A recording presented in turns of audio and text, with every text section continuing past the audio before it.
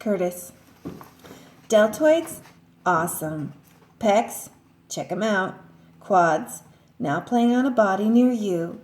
Can't help being born with this body, or living 3 doors down from Cap's gym. Can't stop people calling me Atlas or Seps. That's short for Biceps Are Us. Actually, I started that name, but that was before Letitia cut me loose. We had us a real nice thing going. She was just a few years older than me, always talking about having a family, living in a house in the country, like her aunt's place in Michigan. I wasn't really listening too hard. I was 23. With this body, I had other girls hanging on me at the time. Some of them I just couldn't brush off. When Letitia found out, she slammed the door in my face so hard the paint cracked. You don't know what you got till it's gone. All that was 5 years ago. I've caught up with her now. Done fooling around. She was looking for a husband, and now I'm looking for a wife. I moved back from Cincinnati in May and ran into her brother the first day. Said she's still single. Same third-floor apartment. But when I came up to her on the street, she turned her back. Wouldn't let me explain. Twice it happened. No chance for words, so I decided to give her some deeds instead. She lived straight across from the street. She lived straight across the street from the garden. I staked out a spot right by the sidewalk where she could look down and see it. Then I came home with 6 little tomato plants in plastic containers. She had a serious thing for tomatoes. She'd put a monster slice on a piece of bread and call it a sandwich. She'd even bite into 'em, just like apples. Always talking about eating 'em out of her aunt's garden when she was a kid and how she wanted to grow 'em someday.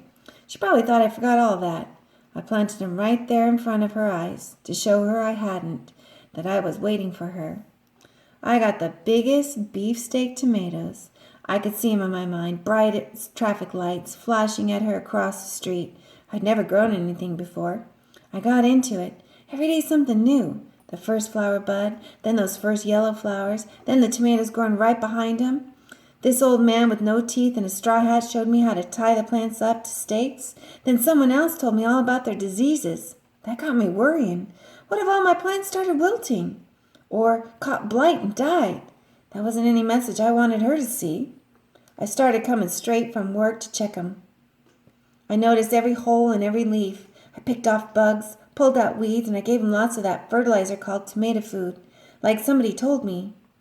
From little green marbles, those tomatoes started growing. Then they started getting orange. Then they went to red. I kept looking up at Letitia's window, wanting her to see it too. The only faces looking back were the drunks that hang out around under her place. That liquor store is all boarded up, but they still suck on their bottles there anyway. They like to call me a field slave and sharecropper. Ask how Amass's crops is doing. I could have banged their heads together and shut 'em up, but I didn't. That was part of the point of the tomatoes. I was showing Letitia that just 'cause I got muscles, I don't mean I'm some jungle beast. I stopped working out and stopped going out without a shirt, no matter how hot it was. When some chicks would be walking by and they'd see me and they'd say, "Looking fine," I knew they meant me, but I'd point to my biggest tomato and say back, "Sure is." My homies all laughed to see me out there, stopped calling me Sep, started calling me Tomato. I just smiled. Those tomatoes got big as billiard balls. One day I checked 'em. My biggest one, the one I'd been watching closest, was gone. The next day, another was gone. It wasn't insects that took 'em. I was mad. They weren't even all the way ripe yet. My plants were there by the sidewalk. I put chicken wire around them and even on top, but people could still reach in if they tried. I couldn't guard 'em day and night. Then Roy showed up just in time. You drop bread on the ground and birds come out of nowhere. Same with that garden. People just appeared. People you didn't know were there. Royce was like that, except he didn't want nobody knowing he was there. One of the gardeners saw that her pile of grass clippings was all spread out, had a sort of human print on it. He'd been sleeping there nights and leaving early. One morning he slept late. I'm the one who found him. He was 15, black, built big, looked like I did. His face was banged up, said his father did it and threw him out. He didn't want to go back. I bought him breakfast and we made us a deal.